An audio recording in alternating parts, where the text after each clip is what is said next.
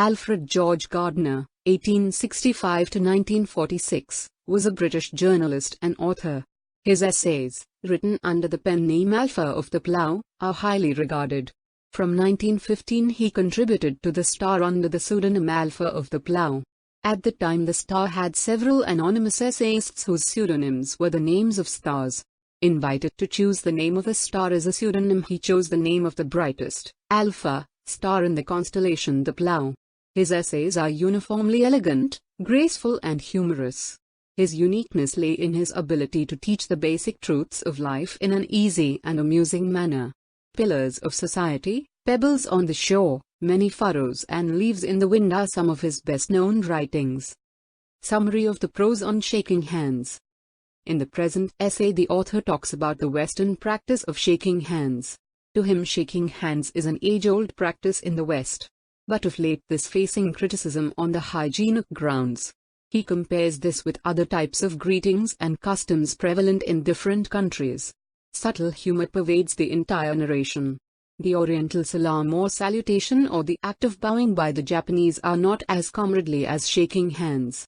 A.G.Gardiner writes about the practice of shaking hands with a humorous yet true and serious touch. He says that the custom of shaking hands between two people when they meet or part has become so habitual that it is not at all easy to prevent it. Only a very tough parliamentary act or a heavy penalty can forbade people from shaking hands.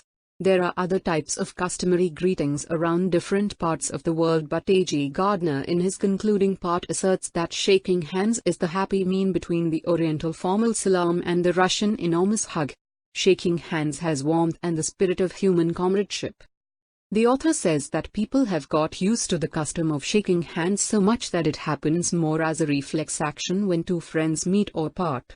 A lot can be learnt about a person by the way he holds and shakes the other's hands. The handshake should be firm yet friendly.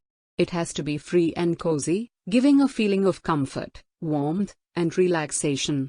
Shaking hands comes so naturally and instinctively to the Englishmen that trying to indite this custom would be impossible, concludes the author. Western people are very much acclimatized to shaking hands. It is supposed to be a decent and enviable practice. A.G.Gardiner in this essay tells us that this practice is charged as being an unhygienic custom, so as such we are advised to adopt a healthier mode of expressing our mutual emotion. The writer gives his unbiased views on this deep-rooted habit. The ways in which the hands speak. A.G.Gardiner writes about the practice of shaking hands with a humorous yet true and serious, of resembling, or producing serum, touch. Western people are very much acclimatized to shaking hands. It is supposed to be a decent and enviable practice. A greeting without any grip or warmth in it is repulsive. The author compares this kind of a shaking hand with a stepmother's cold breath. The indifference of the person can be clearly perceived. Similarly, no one likes to shake hand with people having flaccid, bony and energetic hands or with those having cold, dank, unpleasantly damp and cold, hands. It causes a creepy feeling in us. A.G.Gardiner quotes here the repulsive character Uriah of Charles Dickens, David Copperfield, whose mere touch of the hand haunts people with a creepy and obscene feeling. He says that by shaking hands with some people we can sense their dishonesty and even their health condition. With some personalities the handshake is so eloquent that everything about him can be discovered. A.G.Gardiner compares some people's unresponsive handshake with the touch of a jellyfish.